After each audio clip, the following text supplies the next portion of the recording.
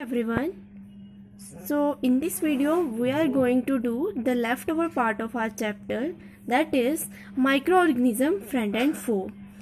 So in the previous video we have discussed what are the microorganism and what are their types, and मैंने कुछ आपको example बताई थी daily basis पे, so that कि आप उसको अच्छे से अंडरस्टैंड कर पाओ. अगर आपको नहीं याद है तो मैं आपको यहाँ बता देती हूँ कि मैंने एग्जांपल्स यूज़ की थी जिससे आपको पता लगा था कि माइक्रो ऑर्गेनिज्म कहाँ कहाँ पर होते हैं और कैसे होते हैं. ये मैंने टाइप्स बताए थे और ये डिसीजेस बताई थी. ठीक है, उसके बाद हमने क्या देखा था, इन प्रोटोजोआ, वायरस, बैक्टीरिया सबकी डिसीजेस देखी थी और इनकी अपीयरेंस देखी थी, ये कि कैसे दिखते हैं. ठीक है, ये कुछ मैंने इस तरीके से दिखाया था आपको कल भी. तो प्रीवियस वीडियो अगर आपने नहीं देखी है तो आप प्लीज़ उसे जाकर देखें, सो दैट कि you can better understand this topic और दिस चैप्टर. ठीक है, उसके बाद हम बात करते हैं आज का जो लेफ्ट ओवर पार्ट है. So without any delay let's start the topic. So अगला जो हमारे पास टॉपिक आता है कि हमारे जो माइक्रोब्स हैं वो किससे बने हुए हैं. ठीक है, वो कैसा अरेंजमेंट है. अब मैं इस टर्म को समझाऊंगी आपको. देखो, हमारा जैसे कोई भी ऑर्गन होता है, ये ऑर्गन ऐसे ही नहीं बन जाता. यहाँ पे कुछ यूनिट्स होती हैं जो जुड़ी होती है, जुड़ जुड़ के हमारे पूरे ऑर्गन को बनाती हैं. तो ये जो यूनिट है इसे हम कहते हैं सेल. ठीक है, सेल से फिर हमारा टिश्यू बनता है. सेल जब बड़े मतलब इकट्ठे हो जाते हैं तो टिश्यू बनेगा. टिश्यू जब इकट्ठे हो जाएंगे तो ऑर्गन बनेगा. मतलब ओवरऑल क्या है, सेल ही है. ठीक है, सेल ही बना रहे हैं. तो इसे हम कह देते हैं सेलुलर ऑर्गेनाइजेशन. कि भाई किसी भी चीज़ का ऑर्गेनाइजेशन कैसा है, उसका जो वो अरेंजमेंट है वो कैसा है. ठीक है, तो अब यहाँ पे पहले हमारे पास आ जाता है यूनिसेलुलर, सेकंड आ जाता है मल्टी सेलुलर. सो इसे आप हाईलाइट करें. ठीक है, ये दो टर्म्स जो हैं ये बहुत इंपॉर्टेंट टर्म्स हैं. यूनिसेलुलर का मतलब होता है एक ही सेल से बने हुए. ठीक है, ये एक ही सेल से बने होते हैं. और ये जो मल्टी सेलुलर है ये मोर देन 1 और 2 सेल से बने होते हैं. ठीक है, अब इसकी एग्जांपल भी आपको हाईलाइट करनी है. एग्जांपल इसमें आ जाती है बैक्टीरिया. ठीक है, और ये एल्गी, कुछ एल्गी और प्रोटोजोआ. जैसे कि आपके पास अमीबा सिंगल सेल्ड होता है. उसके बाद आपके मल्टी सेलुलर में आ जाएंगी एल्गी और फंजाई. ठीक है, तो ये हमारा था फर्स्ट पॉइंट जो कि हमने डिस्कस किया कि भाई सेल कैसे होते हैं, अरेंजमेंट कैसा होता है. नाउ नेक्स्ट कम्स कि ये कहाँ कहाँ पर रहते हैं. ये हर टाइप के इन्वायरमेंट में रहते हैं. ये मैंने लास्ट वीडियो में भी बताया था. ठीक है, अगर आप सोचते हो कि ये टेम्परेचर हाई टेम्परेचर पे नहीं होगा तो ऐसा बिल्कुल नहीं है. ये आपको सहारा डेजर्ट से लेकर सहारा जहाँ पे बहुत ज़्यादा हाई टेम्परेचर होता है से लेकर अंटार्कटिका तक, मतलब बहुत ठंडी कंडीशन तक आपको ये मिलेंगे ही मिलेंगे. ऐसा कुछ भी नहीं है, कभी भी ऐसा नहीं हो सकता कि कहीं भी ये ना मिले. आपकी मिट्टी, ठीक है, यहाँ पे आप सॉइल एग्जाम्पल ऐड कर सकते हैं. आपका सॉइल, आपकी वाटर, ठीक है, ये सब में हमें माइक्रोब्स मिलेंगे. ये हमने एक्टिविटी में भी देखा था. हमने अपनी जो पिछली वीडियो में एक्टिविटी डिस्कस की. अब कुछ जो होते हैं ना उनको पसंद नहीं होता है कि वो इकट्ठे रहें. ठीक है, तो वो क्या करते हैं, वो दूसरों के ऊपर जाकर रहते हैं. कुछ होते हैं जो बड़े मतलब फ्रीली रहना पसंद करते हैं. तो वो कुछ जो होते हैं वो फ्रीली रहते हैं और कुछ जो होते हैं वो दूसरों के ऊपर रहते हैं. कुछ जो है इकट्ठे बनाकर रहते हैं. तो यहाँ पे आप लिख लो कॉलोनीज बना के रहते हैं. जैसे हमारी कॉलोनीज होती हैं तो उसमें लोग जो है, एक घर होता है. ठीक है, फिर उसके बाद दूसरा घर होता है.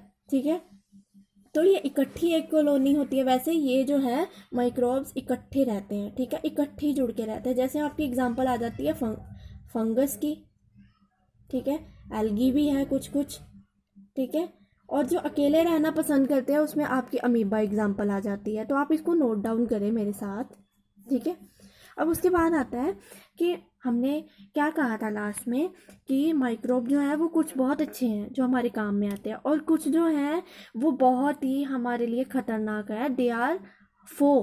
ठीक है, हमारे लिए वो एनिमीज़ हैं क्योंकि वो क्या करते हैं, हमें डिसीज़ कॉज कर देते हैं. और जो कुछ अच्छे हैं वो बहुत अच्छा काम करते हैं. जैसे कि लैक्टोबैसिलस है, ये कहाँ पे पाया जाता है, हमारे कर्ड में, जो हम अपना दही बनाते हैं.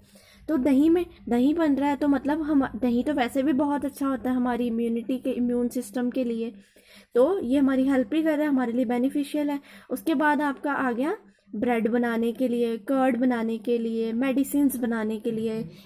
मेडिसिन बनाने के लिए सबसे ज़्यादा जो यूज़ होता है वो होता है बैक्टीरिया एंड फंजाई, ठीक है।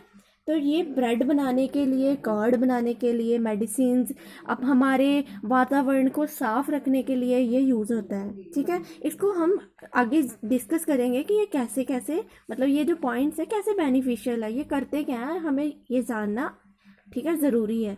उसके बाद ये क्या करते हैं, हमारी सोइल की फर्टिलिटी को बढ़ाते हैं, ठीक है, हमारी मिट्टी को उपजाऊ बनाते हैं, ठीक है, बाय फिक्सिंग नाइट्रोजन। ये भी हम आगे डिस्कस करेंगे, तो आप इन पॉइंट्स को हाईलाइट करते जाएं, ठीक है। उसके बाद हमारे पास आता है पहला पॉइंट। हमने कहा कि दही बनाने में और ब्रेड बनाने में ये काम आता है। अब देखते हैं हम कैसे। लेट्स सपोज कि आपने एक कंटेनर लिया, जैसे आपकी मम्मियाँ लेती हैं, ठीक है।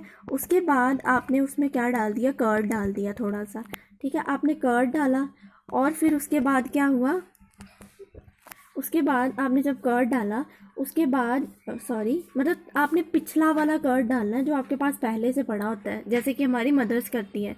दूध में आपने डाल दिया, आप 24 या 18 या फिर अगले दिन आप क्या देखोगे कि आपका कर्ड बन के तैयार हो गया होगा, ठीक है।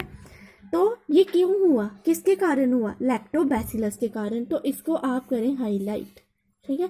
लैक्टोबैसिलस ने क्या किया, आपने कर्ड डाला, लैक्टोबैसिलस दूध में आ गया, उसने क्या किया, उसने रातों रात रिएक्शन की, ठीक है। वो उसने अपने आप को क्या किया, मल्टीप्लाई किया, क्योंकि हम क्या कहते हैं, माइक्रोब एक जीव, मतलब उनमें क्या होता है, लिविंग लाइफ होती है, वो भी हमारी तरह रेस्पायर करते हैं, वो भी हमारी तरह सांस लेते हैं।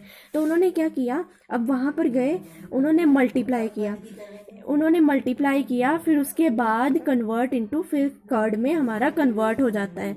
उसके बाद हमारे पास क्या आ जाता है, दूसरी एग्जांपल आती है ब्रेड वाली, वो भी मैं बताती हूँ। जैसे कि आपने मैदा लिया या आपने फ्लोर लिया या आटा ले लिया, उसमें आपने चीनी डाल दी, गर्म पानी डाल दिया, ल्यूकवार्म वाटर डाल दिया, और आपने ईस्ट का पाउडर मिलता है, ईस्ट का पाउडर डाल दिया, ठीक है। यहाँ पे आप पाउडर लिख लो, ठीक है। उसको आपने डाला तो आप देखोगे कि 2 घंटे बाद ना हमारा आटा फूल जाता है, ठीक है। वो इट गेट रेजेज अप। कैसे रेज हो जाता है, क्यों रेज होता है, क्योंकि यहाँ पे जो ईस्ट है ना, ईस्ट ने बहुत अच्छा काम किया। ईस्ट क्या करता है, वो रिप्रोड्यूस करता है रैपिडली, बहुत जल्दी रिप्रोड्यूस करता है। रिप्रोड्यूस मतलब कि 1 से 2 बनाएगा अपने, फिर 2 से 4 बनेंगे, तो ये रिप्रोड्यूस करेगा और क्या करेगा, अपनी सांस लेगा तो क्या होगा, कार्बन डाइऑक्साइड प्रोड्यूस करेगा। तो जो कार्बन डाइऑक्साइड है वो क्या करेगी, कंटेनर में यहाँ पे इसको फुलाने में हेल्प करेगी, इसका वॉल्यूम रेज कर देगी, ठीक है। और हमारा जो बैक्टीरियाज हैं वो हमारे पनीर बनाने के लिए भी यूज़ किए जाते हैं, वो हम हायर क्लासेस में पढ़ते हैं उनका नाम, क्योंकि वो याद भी नहीं रहता है, ठीक है। उसके बाद हम नेक्स्ट पेज पे चलते हैं, just wait. Commercial use of micro organism, आपके बुक में टॉपिक दे रखा है कि हम कैसे कमर्शियली माइक्रोब्स को यूज़ करते हैं। देखो, हम अल्कोहल बनाने में, मतलब शराब जो होती है नॉर्मल, या फिर हमारे जो लेबोरेटरीज में अल्कोहल, इथाइल अल्कोहल यूज़ होता है, उनको बनाने में ये यूज़ किया जाता है, ठीक है। वाइन बनाने में ये यूज़ किया जाता है। और विनेगर जिसे हम सिरका भी कहते हैं, घरों में, नॉर्मल घरों में हम क्या कहते हैं, इसे सिरका, ठीक है। तो ये जो है इसमें माइक्रोब्स ही इन्वॉल्व हैं, ठीक है। अब कैसे, देखो, हमारा जो हमने क्या किया, एक बीकर लिया, उसमें क्या किया, हमने पानी डाला, 500 ml आपकी बुक में दे रखा है, ठीक है। और आपने 3/4 जो आपने टी स्पून है वो शुगर का डाल देना है। फिर उसके बाद आपने ईस्ट पाउडर ऐड करना है। तो क्या होगा, आप अगर उसको गर्म जगह पे रखोगे, if you place it at warm place, तो यहाँ से क्या होगा, हमें स्मेली सी, थोड़े दिनों बाद ना हमें इसकी स्मेली सी, मतलब अरोमा आएगा, मतलब हमें इसका जो ओडर है बहुत चेंज हो चुका होगा, ठीक है। इसका स्मेली ओडोर होगा, ठीक है, गंदी सी स्मेल आ रही होगी, जैसे कि ये शराब होती है या फिर अल्कोहल होती है, better use word is alcohol, ठीक है। तो ये जो प्रोसेस हुई ये क्यों हुई, इसको हम नाम देते हैं फर्मेंटेशन। जब आपकी जो शुगर है, आपकी जो चीनी या शुगर आप कह लो, जब वो अल्कोहल में चेंज हो जाती है उसे हम कहते हैं फर्मेंटेशन। ठीक है, तो आप यहाँ पे लिख लो, process of conversion of sugar into alcohol is called fermentation. और इसको किसने डिस्कवर किया था? Louis Pasteur. यहाँ पे आई आएगा, लुइस पास्चर ने इसको डिस्कवर किया था। उसके बाद हमारे पास आ जाता है मेडिसिनल यूज़ में कैसे हम यूज़ करते हैं।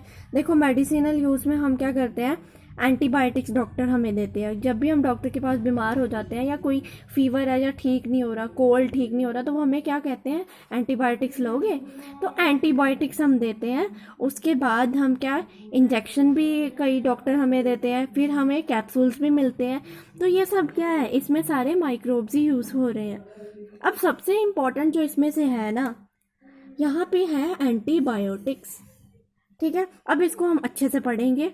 आपको मैं याद करा देती हूँ कि हमने जो फंगस में पेनिसिलिन पढ़ी थी, पेनिसिलियम पढ़ी थी, जो एक फंगस की टाइप थी, वो यूज़ की जाती है किसको बनाने में, एंटीबायोटिक बनाने में। और इसको डिस्कवर किसने किया था, हमारे अलेक्जेंडर फ्लेमिंग थे। उन्होंने कैसे डिस्कवर किया था ये भी हम डिस्कस करते हैं यहाँ पे। ठीक है, अब पहले आप देख लो एंटीबायोटिक होता क्या है। एंटीबायोटिक मतलब कि ये जीवित लोगों के एंटी काम करेंगे। ठीक है, ये मेडिसिन है जो हमारे जो गंदे वाले या फिर जो मतलब जो हमें हार्म करने वाले माइक्रोब्स हैं उसको किल कर देते हैं या उसकी ग्रोथ को स्टॉप कर देते हैं। ठीक है, उसे हम कहते हैं एंटीबायोटिक्स। इसकी एग्जांपल आती है हमारे पास स्ट्रेप्टोमाइसिन, टेट्रासाइक्लिन, रिथ्रोमाइसिन। आप इसको कैसे याद रख सकते हैं, इन से याद रख सकते हैं, जिसके जो पीछे के सुर में, ठीक है, पीछे के सुर में जहाँ पे इन इन इन कहीं पे हम डिस्कस करें या फिर कोई बोले इन, तो ये मतलब एंटीबायोटिक ही होगी मोस्टली। ठीक है, कौन सी होगी, स्ट्रेप्टोमाइसिन, टेट्रासाइक्लिन, रिथ्रोमाइसिन।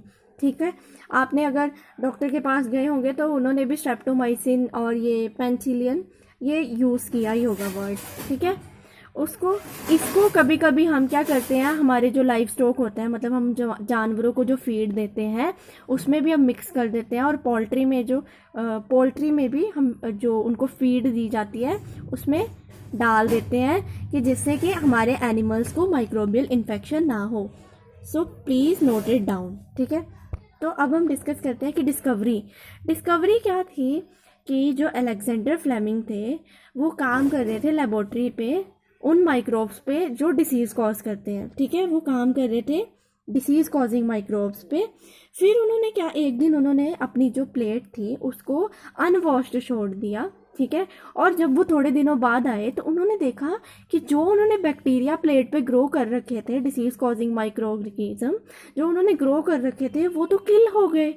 तो वो किल हो गए, उन्होंने जब देखा कि ये तो कोई और ही फंगस उगी पड़ी है, ठीक है, ये तो कुछ और ही उगा पड़ा है, ठीक है, जिसने किल कर दिया है। तो वहाँ से डिस्कवरी हुई पेनिसिलिन की। ठीक है, तो ये था हमारा एंटीबायोटिक की स्टोरी। ठीक है, तो हम इसको बाकी फर्दर कंटिन्यू करते हैं।